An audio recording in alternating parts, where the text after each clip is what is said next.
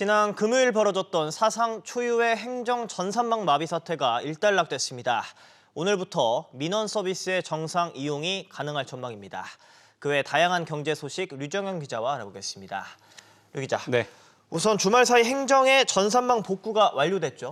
그렇습니다. 행정안전부는 어제 공무원 전용 전산망인 세월 지방행정 시스템의 복구를 완료했다고 밝혔습니다. 함께 먹통이 됐던 정부24 서비스도 일단 재개됐습니다. 이번 전산망 마비는 공무원 인증 시스템과 연결된 네트워크 장비가 고장나면서 발생한 것으로 일단 파악되고 있는데요. 주말 사이 민관 전문가 약 100명을 투입해 복구에 총력을 기울였다는 게 정부 설명입니다.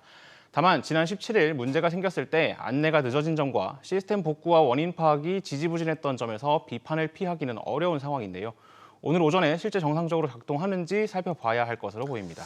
네, 말 그대로 디지털 정부의 역량이 시험대에 오른 모습입니다. 다음 소식도 보면 윤석열 대통령과 경제사절단이 오늘 영국으로 향하죠? 네, 그렇습니다. 윤 대통령은 찰스 3세 국왕의 초청으로 영국을 국빈 방문합니다. 이번 순방에는 이재용 삼성전자 회장, 정의선 현대차그룹 회장 등 대기업 총수들도 동행하는데요. 이들은 영국 현지에서 반도체나 인공지능 등 첨단 산업 분야에서 양국의 협력 방안을 모색할 것으로 보이고요.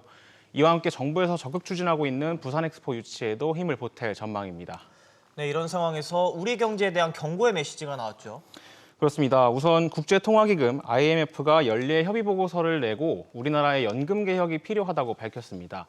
현재와 같은 연금 제도가 유지되면 50년 뒤, 그러니까 2075년에 공공부문 부채가 GDP 대비 200% 수준까지 늘어날 거라고 본 겁니다.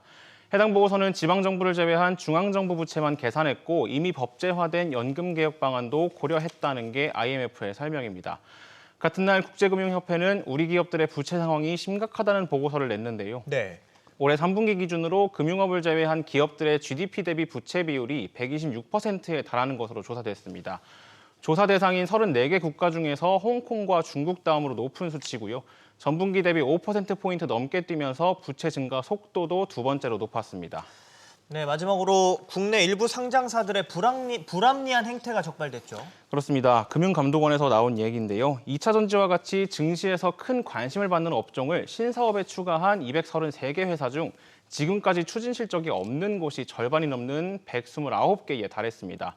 이들 중에는 신사업 발표 이후 대주주 관련자가 주식을 매도하는 등 부정거래 혐의가 있는 곳도 있었는데요. 금감원은 이런 방식으로 투자자를 기망하고 부당이득을 챙기는 행위에 대해 엄정 대응한다는 방침입니다. 네, 잘 들었습니다.